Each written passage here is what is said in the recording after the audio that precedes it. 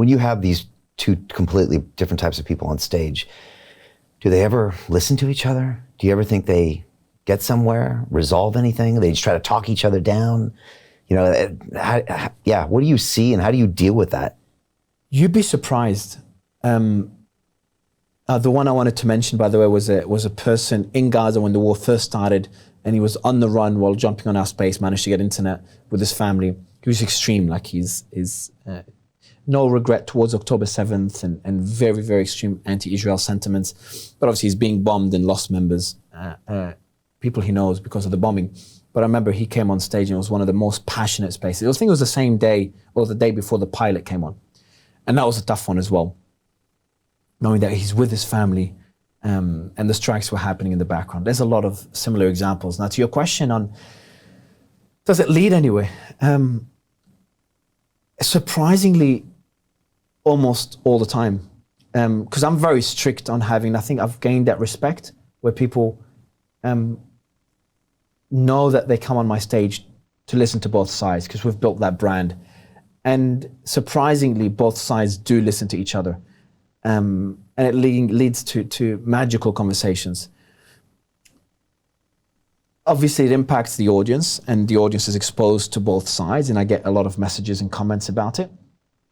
I hope to take it to a bigger scale, but you'd be surprised, again, it's underrated how much dialogue can solve in our world.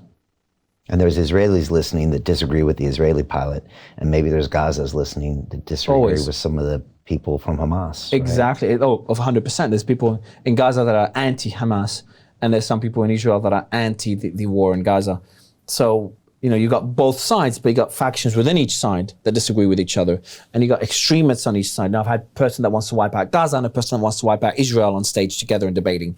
Obviously, it doesn't. Some people are just too set in their beliefs. And they're just, you know, butt heads. But that butting heads allows the audience to see both sides clashing.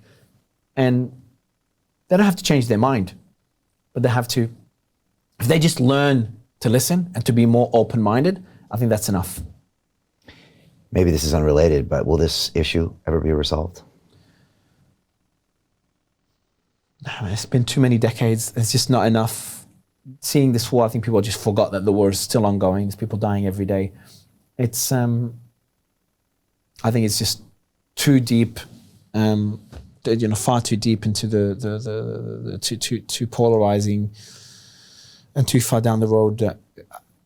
It is eventually going to be resolved. Nothing can go on forever, but potentially not even in our lifetime, and not the way it should be resolved, in my opinion. But I hope I'm wrong. So 50 years, 100 years, 500 years. It's been going on for a long time. I know. If you read research the topic, it's been going on for an extremely long time. It hasn't started on October 7th. It didn't start in the 70s. It's been going on for a long time. It didn't even start in the 40s. So it's too polarizing of a topic for me to even have an opinion on, or even to not only share an opinion, but to have an opinion. It's too difficult. Right. What are your rules in these spaces? Because I've heard you cut off people. I've heard you say, no, now you're getting too emotional, or you're saying things, I'm going to stop you. And these are people that you've had on before. Like, I've heard you cutting people off and things. What are your rules, and how do you know when to do that? And also, how do you do that when you're on hour number 20? I mean, like, how do you stay focused? Because you are the guy that has to cut people off and enforce. Yeah, so, and you're referring to the big polarizing spaces where they end up going on forever and get very heated. I don't have too many rules. I think the number one rule, you'd be surprised, has nothing to do with cutting people off or no swearing and stuff. Like, I don't mind swearing. I want it to be as raw as possible. It just depends on the audience's reaction, the panel's reaction. But for me, the number one rule is balance. It doesn't have to be, equal amount of speakers, but equal amount of speaking time. So we might have 3 pro-Palestinian and 6 pro-Israelis. Doesn't mean it's the imbalance is there, because I might have them both speak the same amount of time. So balance is the number one rule. That's it. Number 2 is the basics. No death threats. I've had people threaten each other on stage a lot.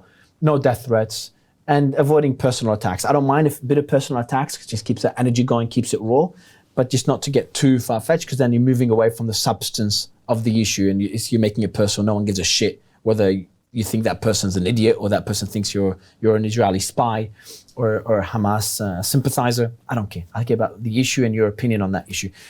So I try to avoid personal attacks, and I try to keep it balanced. Okay. How do I do it on hour 20? It's a lot of coffee and a lot of adrenaline, the Wim Hof breathing, for example, and things like that. The greedy bankers are about to do it again. In 2008, they crashed our financial system and nearly bankrupted the entire global economy. Then they received trillions of dollars in government bailouts. And after, they demanded fat bonuses paid for by you, the taxpayer. It turns out the banks haven't just been screwing the American taxpayers, they're also screwing over their investors. Turns out the banking industry is the worst place you could put your money, despite enormous taxpayer bailouts. Now the bankers are back to take away your financial freedom. They lie and tell you that cryptocurrency isn't safe. They try to make it illegal for you to choose how to invest your hard-earned money. They lie and say cryptocurrency is used by money launderers and criminals. But look at the record. It's the banks themselves that launder hundreds of billions of dollars every year to the biggest criminal operations in the world. Leaked documents have revealed how some UK banks have helped criminals, money launderers and Russians under sanctions. American authorities discovered that the Sinaloa cartel moved $881 million through HSBC accounts as bank officials turned a blind eye to the illegality. The bankers lie and say cryptocurrency is not a real investment. Meanwhile, the smartest CEOs in the world are buying billions and billions of it. The truth is that banks lie about cryptocurrency because it makes them scared.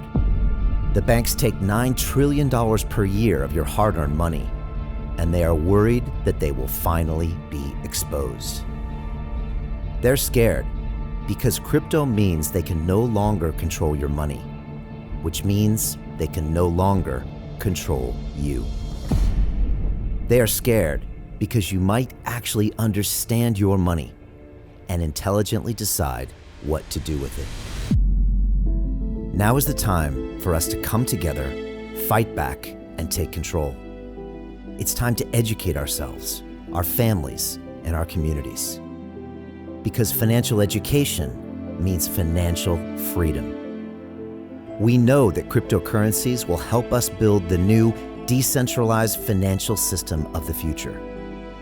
A banking system that is of the people, by the people, and for the people. A banking system where access to finance is a fundamental human right. A banking system that is free and fair and welcomes all humans on this earth. The DeFi revolution is happening. We, the people, can no longer be fooled.